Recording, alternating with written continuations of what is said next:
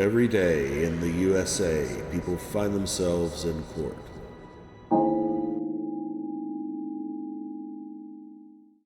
Given the circumstances, at least as I understand them, and because I haven't heard the entirety of the case or anything, Right, exactly. I'm Probable going, cause or anything. I'm going to deny your request. Bond, continue. Why? Excuse me? Excuse me?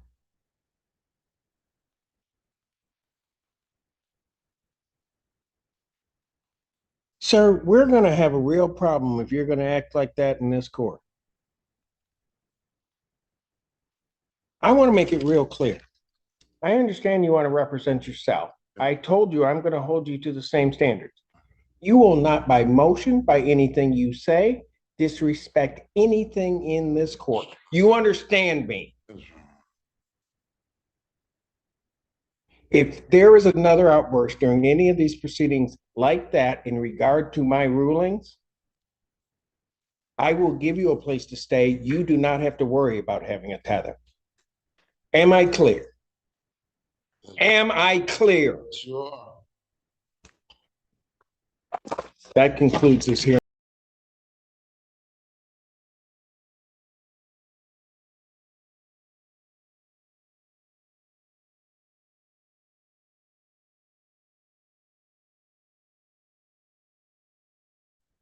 Set a bond violation hearing, April 16th, 2024 at 2 p.m. At 2 p.m.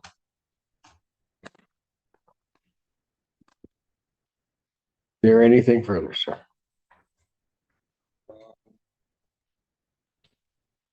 With the bond, yeah, that'll all be discussed as part of the tender condition. Because this time, months, I think, this will be 10 days, it'll be like 15 days, and by the time that happens. I was hoping that would count for something, as far as the conditions of my bond.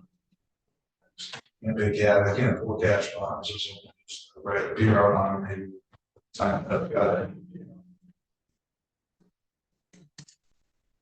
I don't know what you're asking me. If the tether situation could be addressed on the same day. I'm going to address everything on any day that you appear. So if the tether is part of the condition of your bond, which at this point you're in violation of, I've set a hearing for the 16th to determine whether or not there was a violation. But the allegations are there that there was a violation. The following week, you're set for preliminary examination on the charges. Okay, so all right. I'm going to assume that there's nothing else. Bond will remain revoked. Thank you.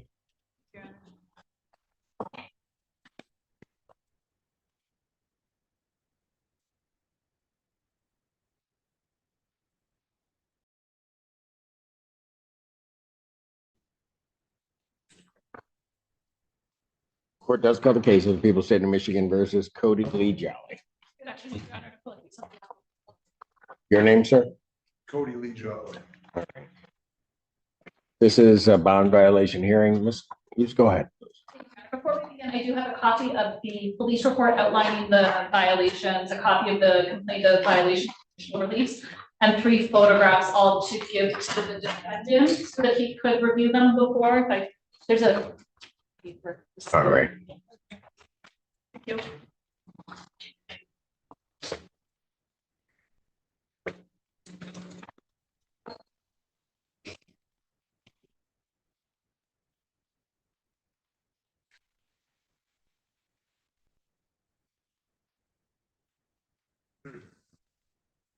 Mr. Jolly, you had an opportunity to look through all of that? Yeah. All right. So let me ask you this. Do you still wish to continue with the hearing, or do you wish to admit to a violation of your conditional bond? As the court understands that there would be 2 potential violations: the violation of the substance abuse or substance provision of your bond. The other would be not to commit any crime, as there is the crime of trespassing which has occurred or appears to have occurred. Well, question, I guess, then, but just, if I wasn't charged with trespass and stuff, right? Because I've not been. I understand that. Okay, so then would that technically come into play as legally? As The condition of the bond is that you not commit any crime. Right. Trespassing can be crime. Doesn't matter whether it's charged. Okay. It won't for the court's consideration. Okay. Sure. Okay. So what do you wish to do? I mean, I don't, I guess I mean, I admit that there's probably weed on me that was still there. I didn't know that much weed on me. That was still there and, yeah, I don't know about the trespass, I don't know how it comes in. Well, you had been read trespass before, correct? I mean, you don't have, pardon? I never remember that. So if the court understands it, correct me if I'm wrong, I mean, you can certainly look at it, that you had been read trespass from University of Michigan properties before? I think due to this, I guess due to this kid ongoing case, because I have a. Right, but- Hold on. They said that it's just this case. I've already, I'm. Right, but Mr. Jolly, my point is that you've been read trespass from University of Michigan, right? Yeah, but I'm in court paperwork with them. I've argued it. Okay, all right, then that's, Pretty cool. all right, you want to go around and round about that, I will It's okay. necessarily go round and round about it. I mean, you admit to violating the substance provisions. You do admit to that. Correct, and I was at the library. All right. Pardon? I was at the library. Right. Correct. And would you admit that you shouldn't have been on the library property?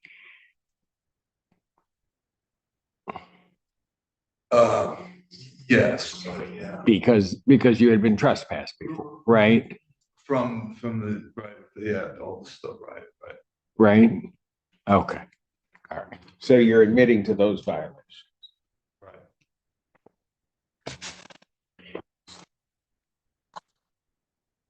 I expect everybody to come down. All right. I will accept those admissions to that. Now, you wanted to argue your bond, sir, given the violations?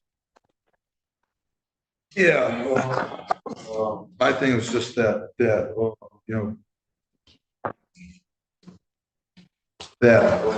still I'm going through the court process, trying to get the trial.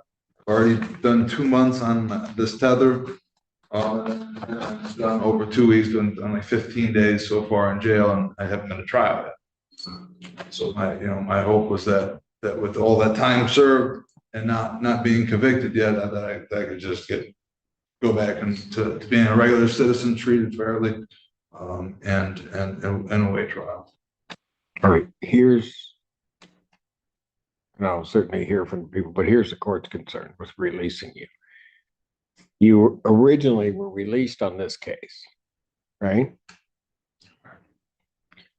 And then shortly after being released, you're in violation of the conditions of your release.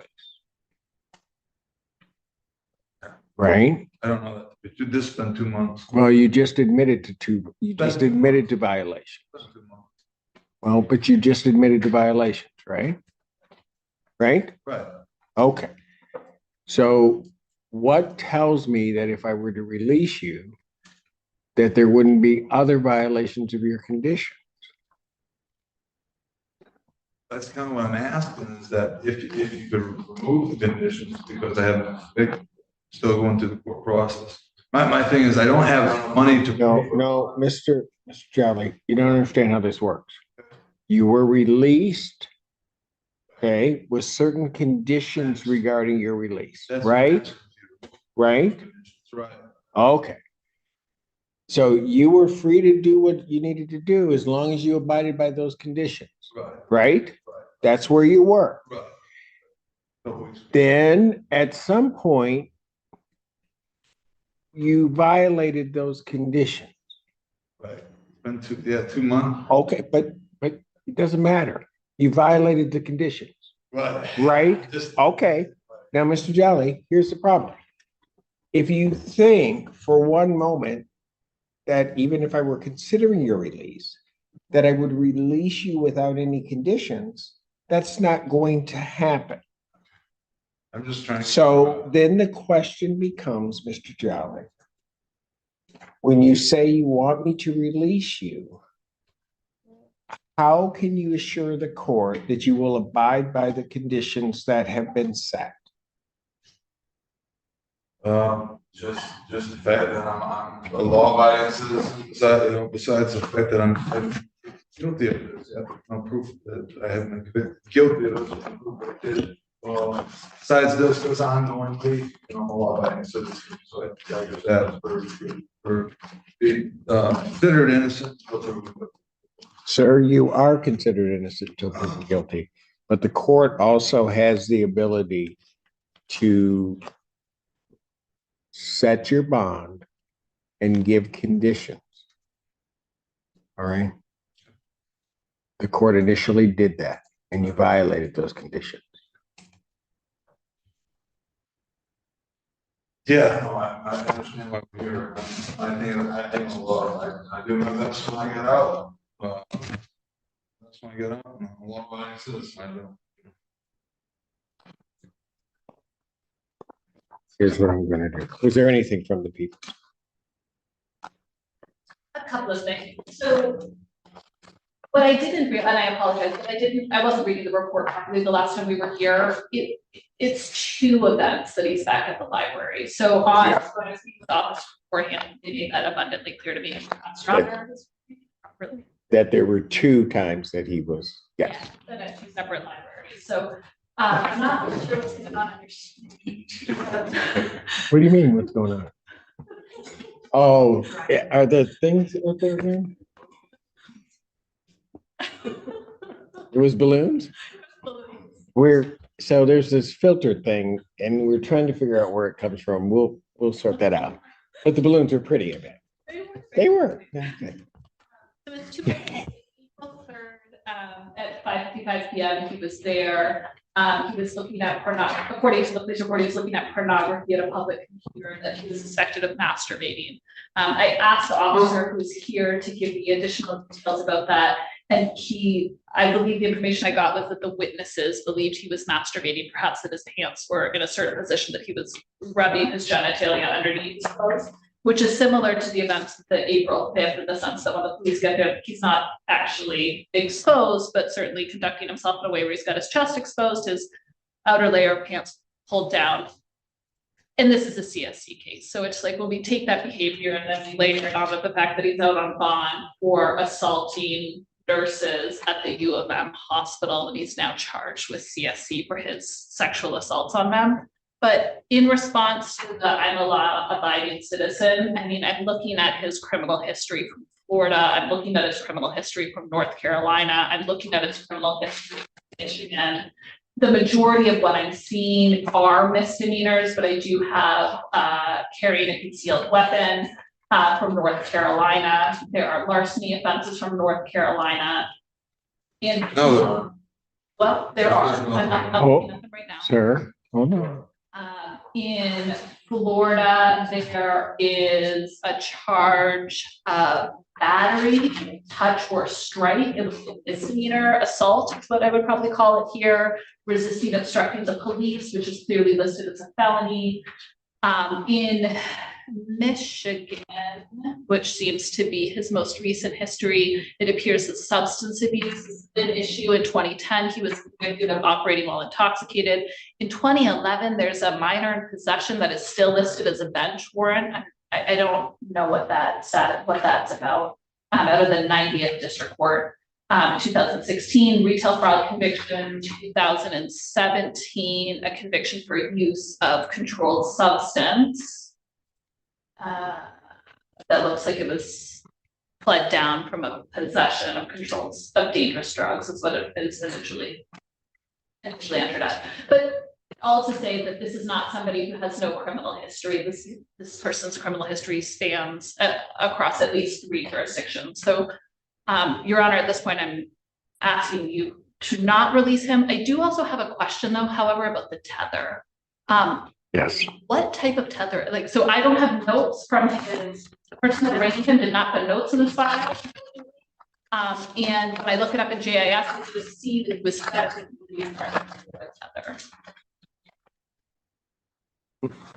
It is not a.